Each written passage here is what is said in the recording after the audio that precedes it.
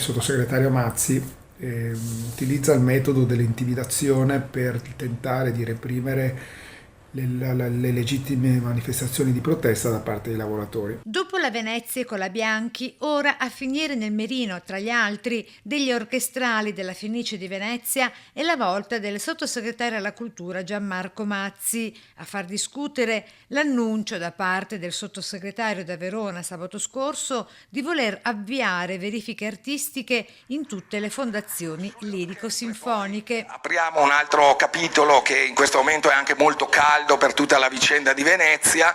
Io auspico, parlando con i sovrintendenti, che si possa anche lì aprire una stagione di verifiche artistiche. Le verifiche già ci sono, forse intende istituire una commissione politica? L'offensiva dei sindacati dei musicisti. A supporto di ciò cita uno studio giapponese del 1994 che, secondo la sua versione, in sostanza pone i teatri e le orchestre italiani ai margini in un'ipotetica scala di valore appunto tra i teatri italiani e quelli del resto del mondo. Volendo discutere poi veramente di verifiche, che peraltro i lavoratori sono sottoposti dal momento del concorso per entrare in una fondazione e ogni volta che salgono in palcoscenico per esibirsi, sarebbe forse più opportuno estendere queste verifiche alla classe dirigente.